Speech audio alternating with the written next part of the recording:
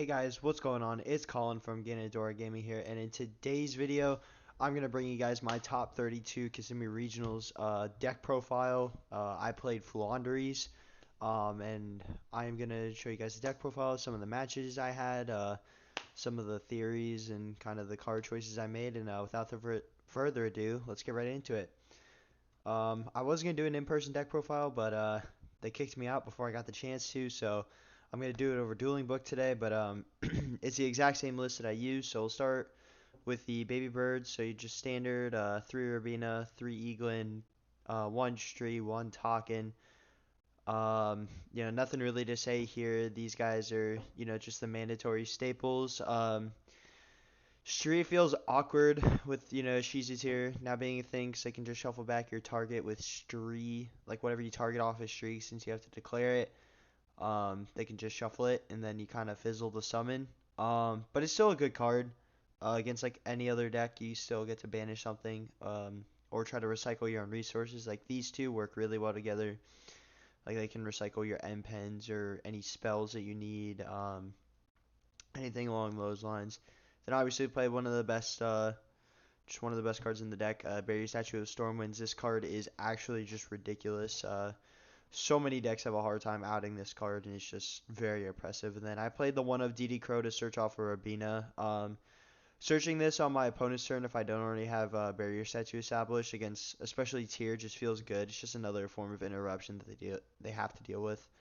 And then for my tributes, I played 2 Empen, 1 Ryza, 1 Avian, nothing standard. Avian sometimes came out game 2 and 3 depending on if I was going first or second.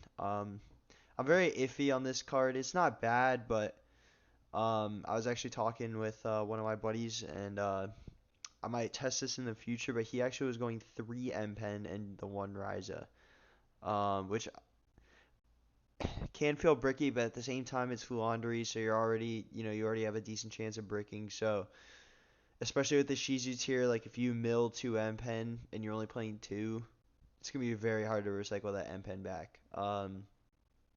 So something to consider. But Avion did fine. It came up a couple times. Definitely wasn't like game saving, but not a bad card. But this card, on the other hand, hands down, just helped me top.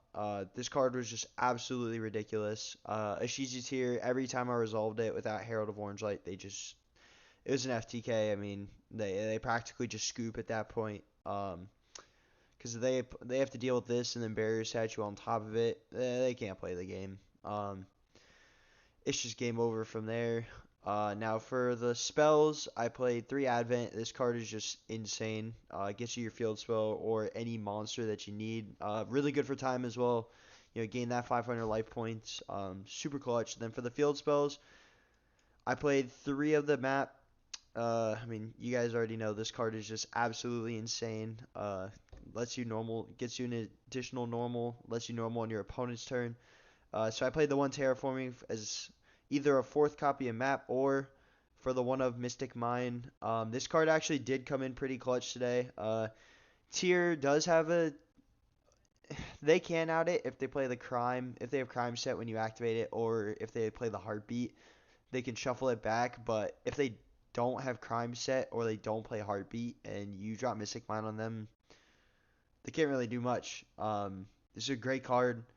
It needs to get banned, but I was at a regional, so I had to do what I had to do.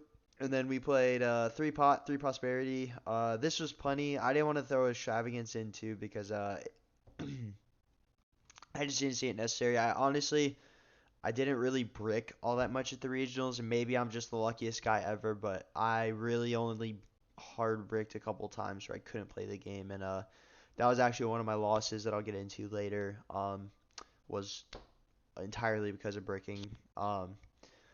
So yeah, it wasn't really too big of a problem. So I felt like this was a good ratio. But I know some people like extravagance just to see a draw 2 on top of everything else. So if you feel like playing that, then you probably cut like maybe the evenlies for more pots. But up next we got the triple dark ruler. I mean, this card is still really good. People say like with tier. This card isn't as good. It's still good. Like if you play against Sprite, or any other rogue deck, or I mean even tier sometimes, depending on their end board. It's still a good card. Especially since you're playing Floowanderezz, it's very crucial to, you know, try to deal with as little interruption as possible to break boards. Then for the last spells I played the one of Called By. Never saw it once. Probably would cut it, to be honest. What would I cut it for? Maybe a hot take, but honestly, I'd probably put a second Barrier Statue of the Stormwinds in today, because there's times where they outed the first one, or it got milled actually against an Ishizu tier match one game, and I had to recycle it back with Ryza, which was very difficult. So, I mean, this is a great card, don't get me wrong, but I never saw it at the regional in the 9 rounds I played. So, yeah, never came up, but still a good card. And then if you guys haven't read this card, it literally just lets you tribute any card your opponent controls to one monster, and it also can be a Pot of Greed if you needed to. This card is just ridiculous. And then for the traps, I main decked the Evenlies. This was just an insane meta call. Because honest to God, I mean, like this plus Dark Ruler, you're breaking any board. Like Sprite, you're breaking their board. Tier, you're breaking their board. Exorcister, breaking their board. The Mirror Match, you're breaking their board. Like, it's just absolutely ridiculous, this card. Probably one of the best traps in the format right now. Then for the last trap, which wraps up the 40 card main deck list, was the Floowanderezz and Dreaming Town. This card is also just broken. Even if you can't get map rotation, it still lets you normal summon whenever you want and get your chain links going and start putting more pressure on your opponent. And also has that Book of Moon effect if you banish it while it's in the grave. Overall, just great card. We'll go in the extra deck now. Played the Assemble Nightingale. I mean, this is just strictly for Zeus. And then I played Underworld Goddess. Never summoned it once. Just figured I needed at least one out to like an arrival. If I was desperate and I needed something. Never came up though. So didn't really have to worry about it too much. And then I played the little Christmas package. So we played the Entis, the Mechaba, and then Cyber Dragon Nova for the Dogmatica Maximus. Never came up today. It's all just prosperity fodder. Nightmare Phoenix. This is actually a very unfortunate thing, but I actually got zombie worlded, and I went to go summon Nightmare Phoenix to out it, and he had the Herald of Orange Light plus a Earth Fairy in hand. So unfortunately, I ended up losing that game because I forgot that this was an out. So this card actually does have its applications. It definitely is a good card. And then I played Iria, the Water Charmer. Once again, just was prosperity fodder. I mean, it could yoink like a Kaleido Heart from grave if it's not already back out on the field. Or any kind of like a Rhino Heart or something. So it does have its applications, but it was prosperity fodder if I'm being honest. Now for these next 5, these are side deck targets, so I'll go over in a second. But I played one Masquerade, one Mirror Jade, one Elf, one Gigantic, and one Kit Kalos. And then for the last 2 cards, I just played the Gustav Max and the Liabi package. Was never in a situation where I had double MPen on board, so it never came up. But in theory, it could have helped me. It's a cool package. I mean, you're playing Floowanderezz, so like your extra deck has very limited applications, but this could be one. Now we'll go into the side deck here. Played 3 Ghost Reaper and Ritter Cherries, which explains all of these 5 targets. Mirror Jade for the Bestial Despia, these 2 for Sprite, and then Kikalos for the tier. I saw it once and never resolved it. The nice thing is it actually doesn't conflict with Shifter, so you can D-Shifter and Ghost Reaper them in the same turn, which definitely feels nice. I definitely wouldn't cut it. I think I honestly just got unlucky and never saw it when I did side it. And yeah, that pretty much wraps up that. But I thought it was a cool tech. It definitely wasn't bad. I just never saw it. And then I played 3 Harpy's Featherstorm. This card's broken. Literally just says no monster effects for the turn. You can recycle this too with Ryza. You can put it from put it back on the top of your deck from the graveyard, and you could just start looping it. It's actually crazy. 3 Rivalry. This card was also disgusting. I flipped this against Exorcister, and they immediately scooped. Because their main deck monsters are all spellcasters, but their XYZs are warriors. So, yeah, this card's ridiculous. Literally just FTK's Exorcister, or I mean even Sprite. Like I saw Adventure Sprite one of my matches, and they can't do anything if they have like the token on field. So yeah, this card's crazy. Lightning Storm, honestly, probably one of the MVPs at the side deck. This card just helped me clear like back row. I played Mystic Mind Burn one round. This card was clutch. Just wiping back row or wiping like Floowanderezs mirrors. Just getting the Lightning Storm since they're all normal summons.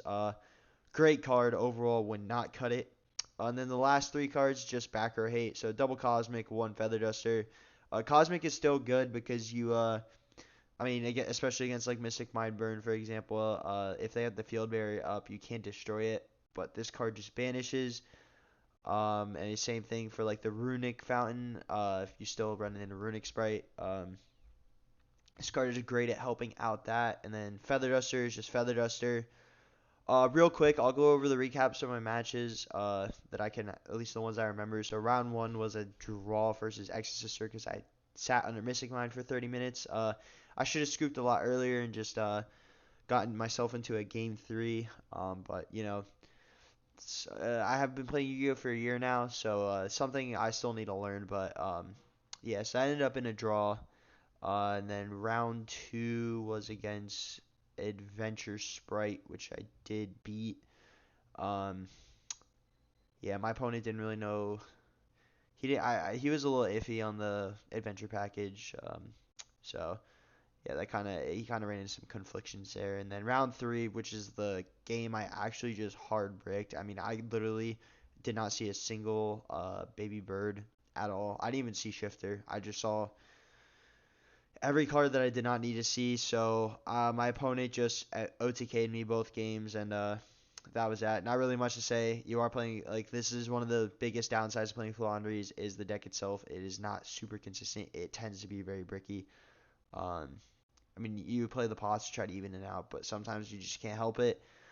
Round 4 was against Tier Element Despia. Um, they actually Raw Disciple unlocked me, which is pretty funny because, it doesn't let you special summon, but you play all normal summons. The only thing that's annoying is you can't tribute it, but, like, whatever, I mean, it doesn't really matter. So I just thought it was kind of funny. And then he tried to have Venus when I chain blocked Rubina, so that kind of can tell you how the rest of the match went. Round 5 was against Mystic Mind Burn, which I beat in round 3. They actually killed me with Cauldron, which is kind of hysterical. That deck can be very annoying, but I got lucky and he couldn't set up Mystic Mind after I went first, so I ended up taking that game. And then round 6, I think my opponent just left and gave me the win. So I definitely take it. And then round 7 through 9, it was all a Shizu tier. I won 2 out of the 3 of the matches. I lost to my buddy Carlos, which, by the way, shout out to KGG. We will be posting their YouTube channel in the description. Go check them out. They're great guys. Yeah, my boy Carlos got me. And then in the final round to get my top, I actually played against the Shizu tier and won in time. It was 1,300 to like 7K life points. So yes, it was a time win, but there's a pretty significant margin. So time is time. I definitely can't say that it didn't help me big time, but you know, I still won at the end of the day. So I ended up getting my invite. The regional was around 300 and change players. It was top 32. I got 28th place. So by no means, I mean, I know I skinned it by the skin of my teeth. But keep in mind, I have only been playing for a year, and I still managed to do it. So I'm pretty proud of myself. It definitely was a grind. 9 rounds of Yu-Gi-Oh can be a grind. But last but not least, I'm gonna do quick shout outs. Obviously, shout out Ganador Gaming.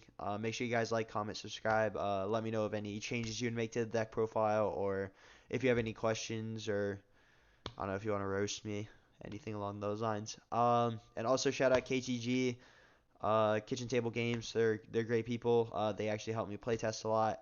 I stayed up probably till like 1 a.m. the night before testing with them. So huge shout out to them. And yeah, guys, without further ado, that's all I got for you.